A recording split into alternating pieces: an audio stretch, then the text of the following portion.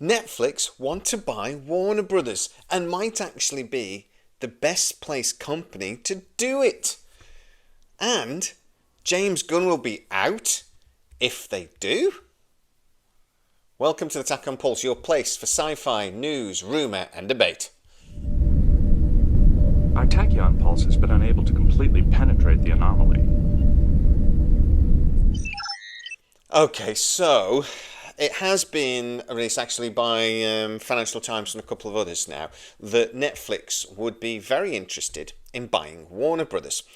And I actually got to speak to one of the insiders that I do, an actual entertainment lawyer, about whether this is possible or not. And he actually said, in fact, Netflix are probably the most well-positioned company to do that. They, for one, have a massive income. They're the biggest streaming provider by a fair way, actually. They have huge revenue. They do have some debt that is in the billions, but not ridiculous. They were losing money for quite a long time, but then they shifted a lot of those servers over to WPS, the Amazon company, and they've been making money hand over fist ever since. So they are in a position where they could capitalise this sale to Warner Brothers without too much difficulty. By that I mean borrow the money to do it. They would also, I'm being told, really want to do this, and the insider actually tells me that this is very true, that they would love to get their hands on Warner Brothers if they can. There, we heard that Paramount would be interested in doing this a few days ago, and again I spoke to the same insider, and they told me, yeah, I mean, I'm certain Paramount would love to do this as well, because it's a huge studio. These sort of things don't come up very often. It's a huge IP that, again, don't come up for sale very often. And considering the debt, there may be a deal there to do, even though, you know, the people over at Warner Brothers are sort of going, no, it's going to cost you loads of money. There are going to be people out there that want Warner Brothers, of course, but the debt hanging around its neck, depending on how that is actually divided when the two companies split, to be fair, I'm absolutely certain they're going to shift the debt as much as possible over to the Discovery side of things to try and make the sale of Warner Brothers as attractive as possible. But when any company comes in and there's billions of dollars worth of debt that new owner is going to have to take on, that's obviously going to affect the sale price. So, Paramount are interested. They would love to extend this, now this is Skydance really, they would love to extend their influence over the new studios and Hollywood as a whole even further than they already have done. The problem is that the FCC, the Federal Communication Commission, and the FTC, the Federal Trade Commission, may not look too well on that acquisition. Accusation? Acquisition. I can't say words. Because, for one, CNN is on one side of this, and we know that when Paramount was bought out by Skydance, the FCC demanded an awful lot from the new owners. You get rid of DEI. They put a lot of influence on things like 60 Minutes. CNN is even more in the crosshairs of the Trump administration. So anybody that buys Warner Brothers is going to have to jump through hoops regarding that. The fact, though, that this is two major studios merging may be frowned upon. Now, if the FCC was actually being run correctly, then they would basically look at antitrust laws and things like this, and they would basically look at it going, look, we've got 5 major studios, and at this point, Fox is owned by Disney. Obviously, Disney's owned by Disney. And you've got Amazon, who now owns MGM. You've got Skydance that now owns Paramount. And if they own Warner Brothers as well, look, you're looking at 3-4 owners, basically, that control the entire major Hollywood and most of the television channels and really a lot of the streaming. Paramount want to do it from a streaming point of view because it would make them the second biggest streaming provider, only behind Netflix, and actually it would be quite close, assuming when they merged Paramount Plus and HBO that they kept all of those subscribers. Netflix buying Warner Brothers, though.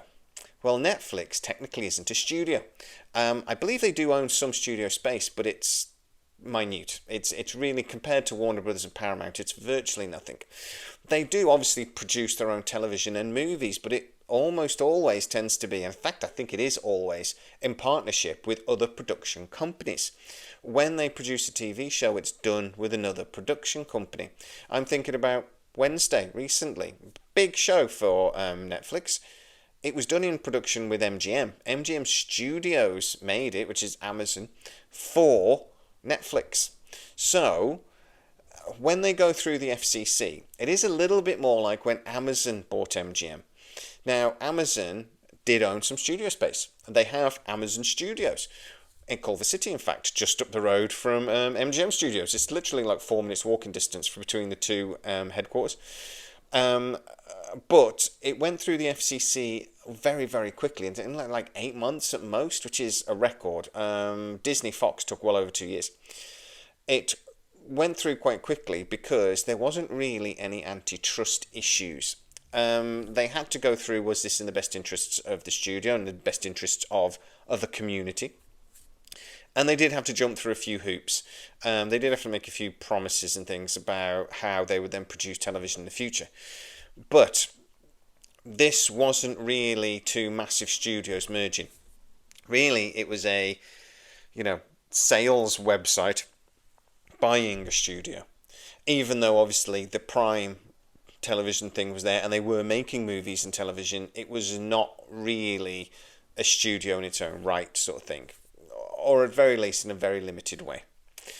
Now, if Paramount bought Warner Brothers, as I say, this is two massive studios merging, but if Netflix buys Warner Brothers, it's not the same.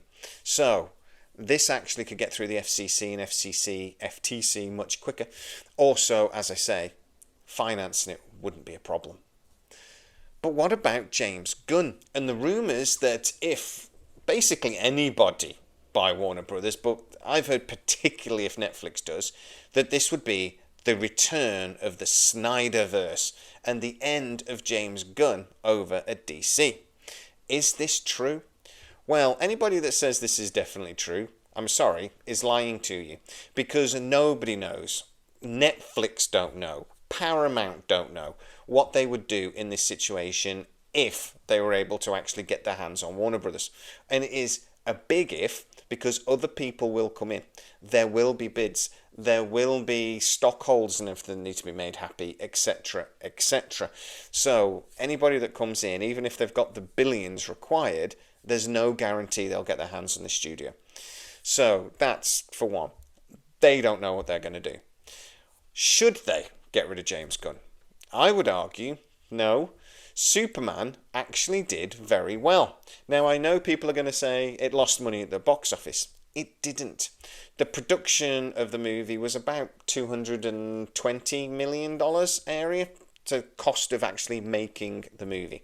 Now, there would have been another about $80 million spent on PR and getting the movie advertised, etc.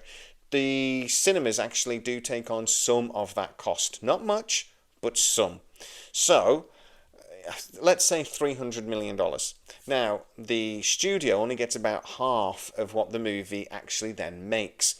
So, their cut of the take-ins is roughly over $350 million ish. So, the studio did make, they're saying they made about $100 million on Superman at the box office, but they made at least 50. So, not too bad. But the box office isn't the end of this picture. Now, the movie has already gone on home cinema. So basically behind a paywall. You pay 15 quid or something and you get to see Superman at home. Now, that represents up to 75% of what the studio now makes on cinema release movies. So, if that is true, but even if we say 50%, they've made at least another $50 to $100 million. But it is more likely they've taken something like $200 or $300 million on that home cinema run. Now, that isn't the end of it either, because once it goes on streaming, they make money again. Now, some of that is virtual, don't get me wrong, because when it goes on HBO, obviously you've already paid that subscription. But They do then basically sign off compared to hours, how much people watch it, compared to what their subscription income is. They do some maths and they figure out, well, the movie has been worth this much money to us. But it won't only go on HBO Max. It will go on other streaming providers around the world because you can't actually get HBO in every country for a start. So they will earn fees based on that. So Superman has not finished making money yet, but it's already made a lot of money. Now, don't get me wrong, Snyderverse did as well, but Justice League was not a good movie.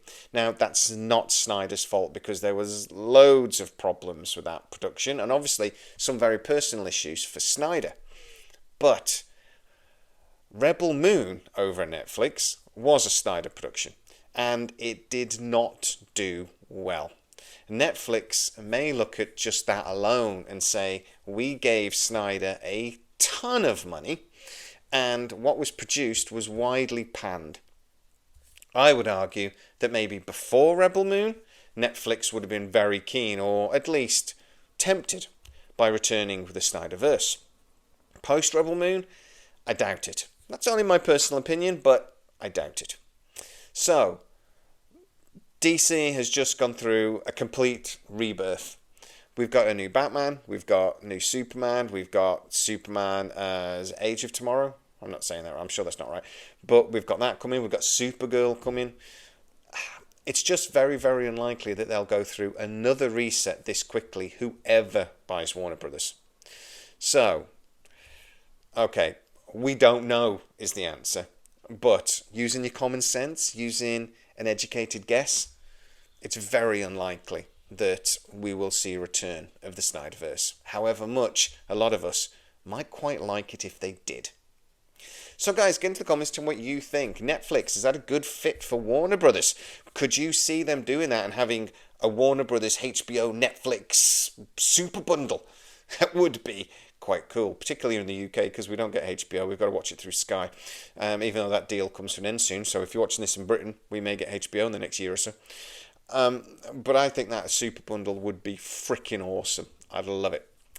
And also, obviously, Netflix getting their hands on that massive library would be very interesting to see what they do in the future. It'd be cool. But what do you think? Get into the comments. If you are new to the channel, don't forget to like, subscribe, hit that bell notification. It really helps us out and you'll never miss any of our new videos. Also, you can become a member of the channel and get to see a lot of these videos up to 24 hours before everybody else. Check that out. As always, please stay safe and I'll see you next time. Our tachyon pulse has been unable to completely penetrate the anomaly.